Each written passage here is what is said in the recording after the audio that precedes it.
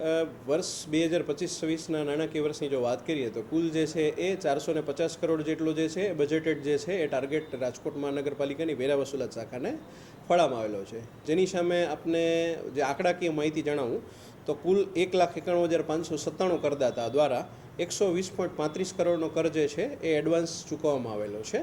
જેમાં આપને જણાવું તો કુલ 1,40,036 કરદાતાઓ દ્વારા 82.76 કરોડની માતબર રકમ જે છે ઓનલાઈન ભરપાઈ કરવામાં આવેલી છે, જ્યારે કેશ તથા ચેકથી 51,531 કરદાતા દ્વારા 37.59 કરોડની રકમ જે છે ચેક અને કેશથી તમામ સિવિક સેન્ટરો તથા ઝોન ઓફિસ દ્વારા જે છે એ વસૂલવામાં આવેલી છે.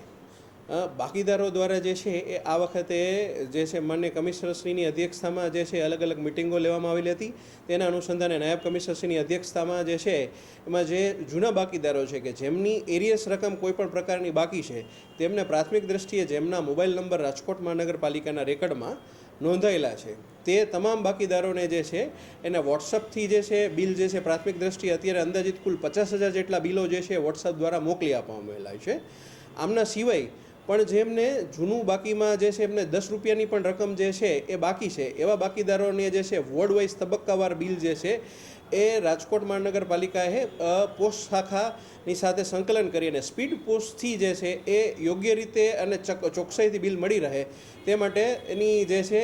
મુહિમ હાથ ધરવામાં આવી છે, જેમાં આપને જણાવું તો હાલ જે છે એ અંદાજિત 18,200 જેટલા બિલ જે છે એ પોસ્ટ શાખાને આપી દેવામાં આવ્યા છે અને તબક્કાવાર જે પોસ્ટ શાખા દ્વારા જે છે આ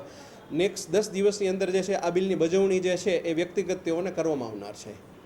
રાજકોટ મહાનગરપાલિકામાં જે છે જો નિયમ અનુસાર મિલકત વેરો ભરપાઈ કરવામાં ના આવે તો જે છે એ ચાલુ વર્ષ માટે 30/9 સુધી જે છે વ્યાજફી પીરિયડ રહે છે. 1/10થી જે છે તેઓનું વ્યાજ જે છે એ ચાલુ થઈ જાય છે, જેથી જે છે નિયમ અનુસાર કોઈપણ જે છે મિલકત કે કરદાતા જે છે તેમનો વેરો ના ભરપાઈ કરે તો મિલકતનું જે છે પ્રાથમિક દ્રષ્ટિએ રહેણાંક મિલકતોમાં જે છે નળ કનેક્શન તથા ડ્રેનેજ કનેક્શન કપાતની જે છે જોગવાઈ કરવામાં આવેલી છે અને કોમર્શિયલ મિલકત માટે જે છે